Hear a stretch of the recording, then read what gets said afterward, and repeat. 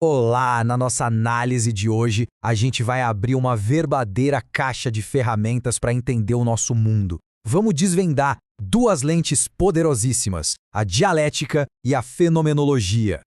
Já parou para pensar como é que a ciência estuda algo tão complexo como a desigualdade social? Ou, sei lá, o significado de um festival cultural para quem participa dele? Tudo começa com essa pergunta: como a gente pode analisar as experiências humanas de um jeito científico?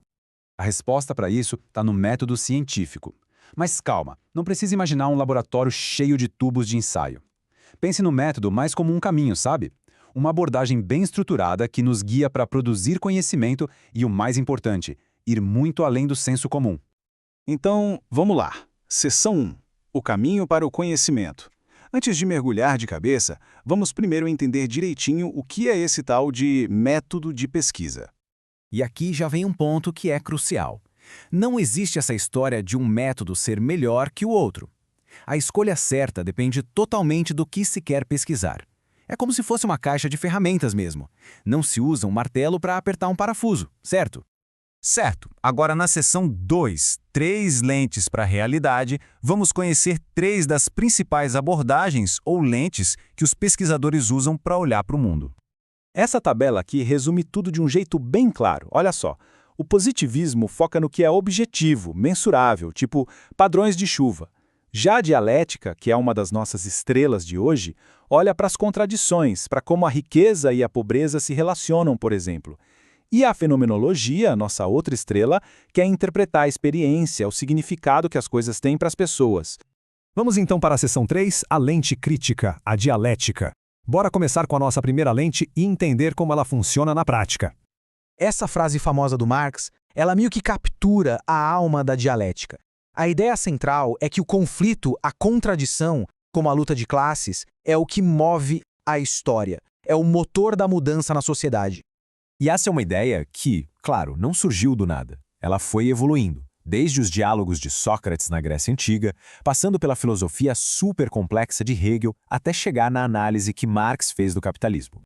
Mas o que é mais fascinante são os seus princípios. A dialética basicamente nos ensina a procurar por tensões, por contradições, a entender que nada existe de forma isolada, que tudo está conectado e em constante movimento. E que o conhecimento avança justamente quando a gente desafia e supera as ideias que vieram antes.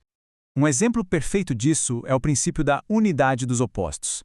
Como a gente pode entender o que é riqueza sem ter a noção do que é pobreza? É impossível. Elas não são coisas separadas. São literalmente dois lados da mesma moeda, uma coisa definindo a outra.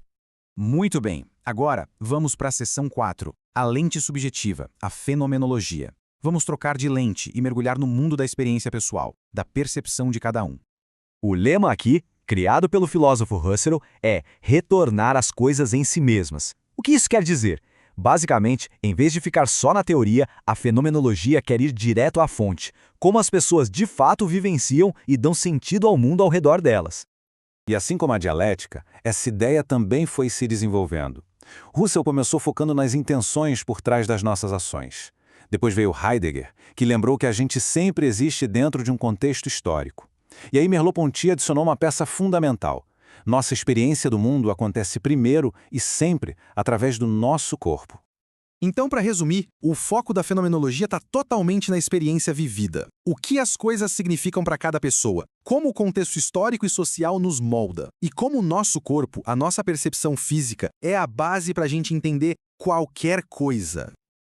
Ok, seção 5. Conectando as lentes na prática.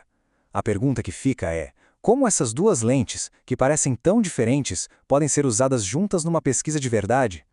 A verdade é que a combinação delas é extremamente poderosa. Juntas, elas permitem que uma pesquisa consiga analisar, ao mesmo tempo, as grandes estruturas da sociedade e também as experiências mais íntimas e pessoais de quem vive dentro dessas estruturas.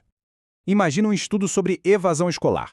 Usando a lente da dialética, a gente analisa as causas estruturais, desigualdade econômica, falta de investimento, esse tipo de coisa. Depois, com a lente da fenomenologia, a gente vai lá e conversa com os estudantes, para entender a experiência deles, as motivações, o que eles sentem. Uma lente mostra o porquê social, e a outra revela o como isso é vivido na pele. A mesma lógica vale para entender uma cidade, por exemplo. A dialética nos ajudaria a mapear as estruturas de poder, a política, a economia. E a fenomenologia nos permitiria mergulhar no significado da vida cultural daquela cidade, o que a arte de rua representa, o que os festivais significam para os moradores. No fim das contas, são duas lentes que, juntas, nos dão uma visão muito, mas muito mais completa e profunda da mesma realidade. E isso nos deixa com uma reflexão final, né? Qual dessas lentes, ou será que é a combinação delas, nos ajuda a enxergar com mais clareza o mundo complexo que está bem aqui ao nosso redor?